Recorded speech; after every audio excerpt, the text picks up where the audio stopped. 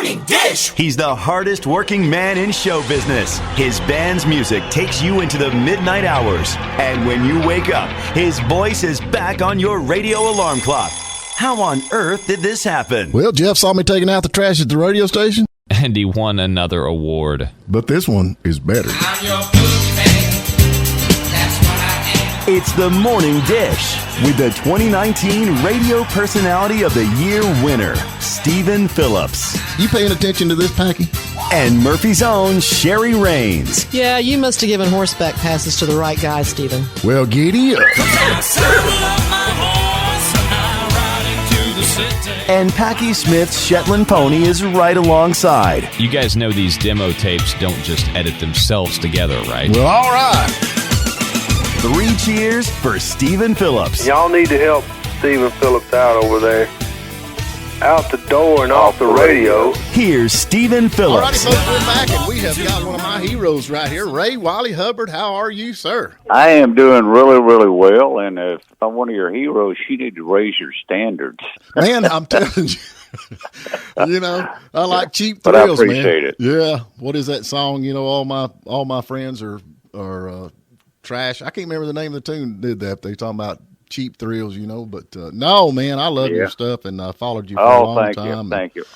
I knew there was one. It was you, huh? That's me. Yep, I'm guaranteed. Yeah, I'm one. Good. You keep writing them songs that really mean something to people, and I like I said, I know I'm not the only one that thinks that. But anyway, Well, I appreciate it. Yeah, Appreciate it. You're back out on the road. I'm glad to. Last time we talked, you were COVIDed, shut down, nothing going on. Now I say you're actually coming to Atlanta and Athens here in the next couple of weeks. I say you're coming our way. Yeah, I think everything's, it's still kind of squirrely right now, but as far as it goes right now, that nothing's changed. We're going to kind of wait and see. But as it stands right now, we got vaccinated. We're just going to go out there and see, take precautions. You got to do that. Oh yeah, err on the side of caution. But we're back gigging. Lucas, Kyle, and I getting out there just throwing down some grooves and funky lyrics on top of them, man. So yeah, but it's really good to be back playing. Because music, it's still a joy for me to get out there and do that. Yeah. And it's still joy and it's still fun. Yeah. Well, we had Matt King on Monday, and you and him just released a new song out, Midnight Oil and Holy Water, which is an absolutely great song. And old Matt King, I dig what he's been doing. I've known him about 10 years or so, and when he just called me up and said, I got this title for a song, and I said, well, here, I'm going to let me mess with it. So and he put it out, and he's a great songwriter and a great producer, and he did that himself at his studio at his house, man, and I just was honored to be a part of it. Well, it was a good tune, no doubt. He actually's from Hendersonville, which is not far from where I live at, and yeah, big fan. But your music over the years, you have, I guess you say greasy rock and roll. I don't know, bluesy rock and roll, which I absolutely love. But but some of the stuff that you've got actually has got a spiritual or a church feel, a more spiritual feel to it. Does that come back from, I guess, being raised in church or? Well, today I kind of prefer spiritual awakening to religious conversion. Right. When I was a kid, it was scary. We were up in southeastern Oklahoma, and there was a lot of whooping and hollering and all that stuff going on, and it was scary when I was a kid. I got so I kind of got away from it for a while, and just But then today, I don't really follow one particular dogma, but I try to live on certain spiritual principles. And that, and like I say, and I throw that in a song every now and again without being too out there. Hopefully. Right. I love it. I love it. Like I said, you got one song that's just, it's just downright bluesy rock and roll, and then the next thing you've got, of course, you've got this new album out where you've got all these duos with all these great people.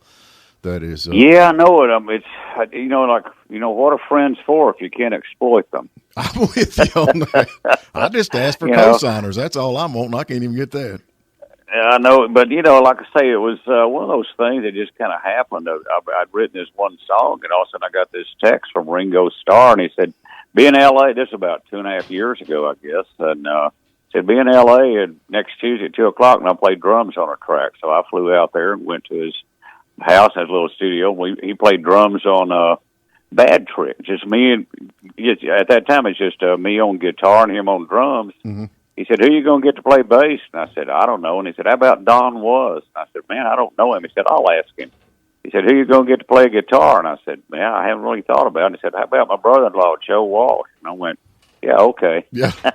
So that's how that kind of happened. And then the whole album, I'd ran into Tyler Bryant and the Shakedown there, and we did some shows together. And the same thing with Larkin Poe when I did the Grand Ole Opry. I had Rebecca and Megan come out there and play with me, and so I'd known Pam Tillis, so I just called him. I said, "Man, will you sing on this?" And so everybody said yeah. So that's how that whole album kind of came about. Just I asked these friends that to be on it, and they said yeah. Yeah, Pam's great too. She's great. Of course, she's country, all the way country, and I guess it's really good to hear her on that team that y'all done together. Yeah. She was. Well, what happened was I was at the Nashville airport a while back, and I was walking through. Then I hear this voice behind me go, "Ray Wylie." I turn around. She goes, "Pam Tillis." She goes, "I recognize the back of your head." That's pretty good. So, there's benefits to cutting your own hair. I guarantee you that's right. My mom's cut my hair since I've been in this world, so I've had the same cut since I was 2 years old. But. So anyhow, we got together and wrote some songs, and then I said, "Would you sing on this?" And so she said, "Yeah."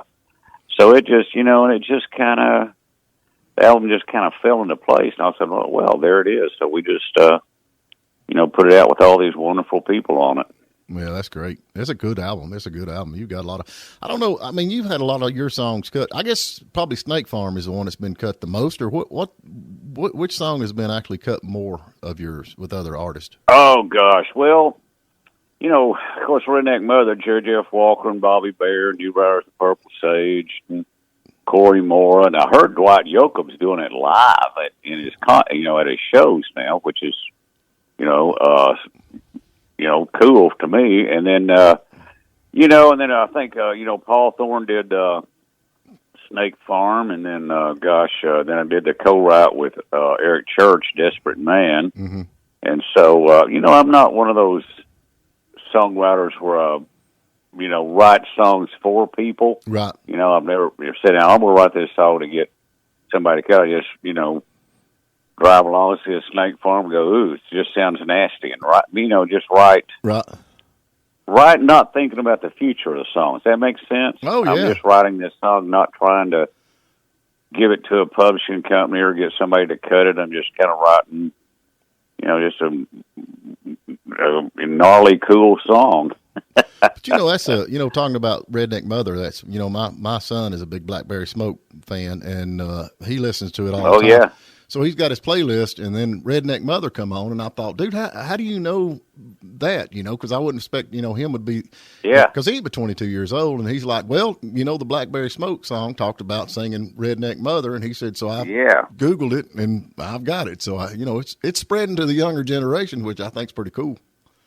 Yeah, well, like I say, I got name dropped by Hayes Carl, Blackberry Smoke, and Eric Church. I mean, that's in. How weird is that? Eric Church did Mr. Misunderstood, where he'd been Jeff Tweedy and Elvis Costello, and then of course Hayes and whatever that song is, right? On the Road Again, On the Road Tonight, or whatever, and then of course Blackberry Smoke, which was really, really cool. Those guys are just phenomenal. Yeah, they're good. There's no doubt they got a good sound to them. I think they've got a new album out now. But, now you've been playing for a long time, and I just think this is awesome. Just like on some of your, you're touring now, and like Oklahoma sold out, Dallas, Texas sold out, Arizona sold out. That is awesome, man. You're still selling out these places. Well, it's like when I did the Grand Ole Opry, somebody said, "Man, isn't 72 a little old to be making your debut at the Grand Ole Opry?" And I went, "Man, didn't want to peak too soon." There you go. And I think that's the thing too, that like I say, I'm an old cat now, but I'm still writing songs, and I'm not doing like a nostalgia act, or a right.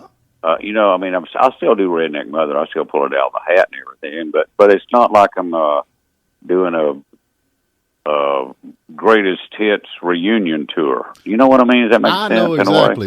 You know, like Mother's Finest, I'm sure you're familiar with them. And I talked to her. We've had her on a couple of times. And she said that they were trapped because when they done a show, all anybody wanted to hear was their big hit songs, and that's all they ever get to play. They don't have anything new.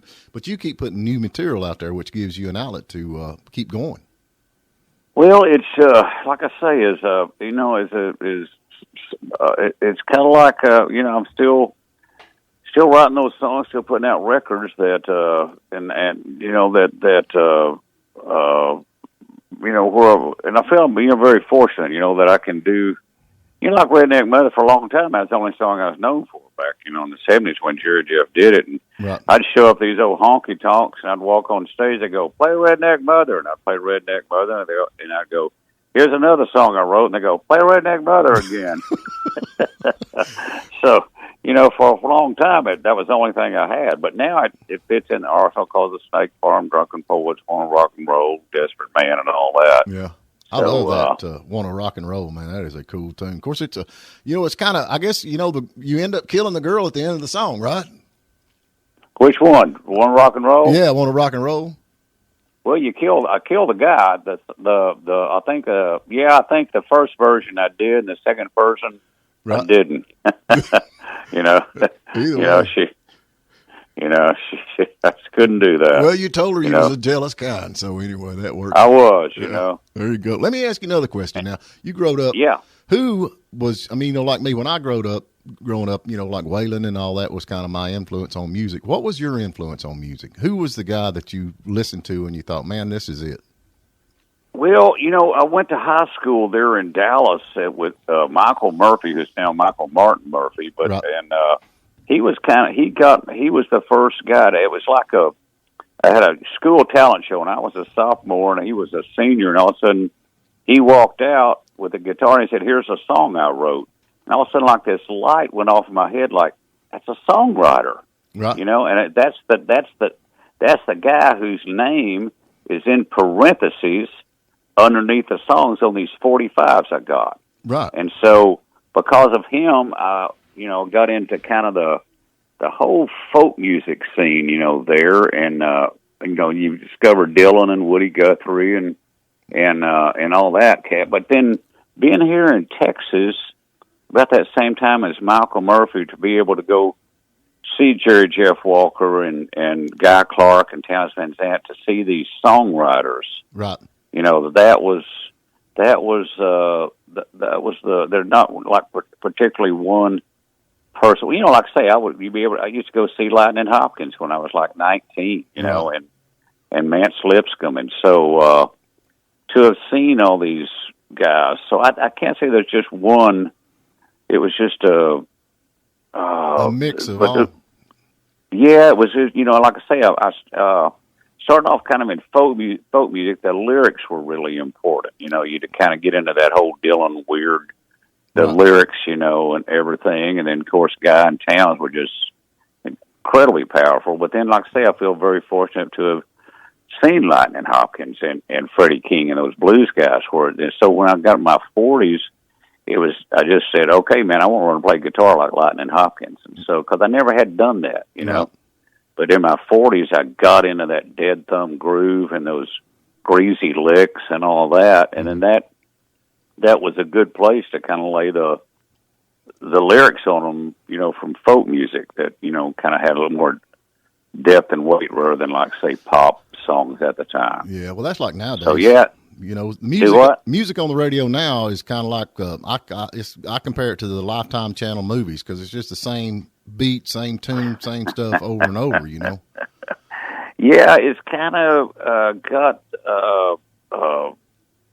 well, you know, it kind of got where the music kind of got the people in charge of it were accountants and lawyers and Yeah, and publisher rather than the songwriter. So yeah, I kind of know what you mean. I like to say I don't know who's doing what. You know, I'm very aware of guys like, you know, Eric Church, because he's got, you know, like he's got a little grit and dirt on him. You know. Oh yeah. And but there's a lot of it is just kind of too homogenized for me. Yeah, it is. Know? Yep, yeah, it is. I used to, Alex Cooley, I don't know if you ever knew Alex Cooley or not, but he was a big promoter. Of who? Alex Cooley from Georgia. He was a friend of mine, and he told me, he said, back in the day when we booked these, he said, all the musicians would be backstage playing music.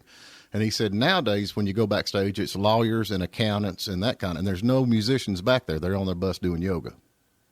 Yeah, it's kind of, it's got the whole outlaw thing with Willie and Waylon and those guys. The Outlaws, they were outlaw from the Nashville establishment. Right. They were doing the records that they wanted to do. I mean, of course, Waylon would, do a little dope every now and then, as Willie would. Mm-hmm. But the whole outlaw thing was that they were doing music the way they wanted to do it. Right. They were outlaws from the Nashville establishment, and kind of now you kind of got, it's more of a drinking thing and how bad I am out there on the road instead of the music. Yeah, I'm with you on that. Yeah, I know. Yeah, it's pretty. It's kind of, it's like just taking all these cliches and just throwing them out there. But Well, Ray, we have got to get to a break, man. You are going to be, I don't know if you know this or not, but you're going to be at the Signal in Chattanooga on 8/19. The 20th, you're going to be at the Athens, Georgia Theater, and the Variety Playhouse or Variety Theater in Atlanta, Georgia on the 8/21. So we'll be looking for you there. And it should be fun. Like I say, we're going to make sure everybody's kind of safe and cautious and all that stuff, but unless something really, drastic comes up, we're going to be there, man. Well, I'm going to try my best to be down there, too, so I'll be talking to you then. And like I said, I sure do appreciate you. Yeah, give me a call. We'll put you on a guest list. Well, we won't put you on a guest list, but we'll put you on a road crew, so you have to have to lift the amps out of the van and put them on stage. I'll feel right at home. Trust me. Yep, I'll feel right at home, man. But anyway, so all right. Well, listen, man, you take care, okay? All right. Take care. Enjoy it. All right. Adios. Bye-bye. Thank you for spending a little time with us. And remember, you can tune in every morning at WJULradio.com at 8 a.m. Eastern. And please subscribe to our YouTube channel and like us on Facebook, The Morning Dish.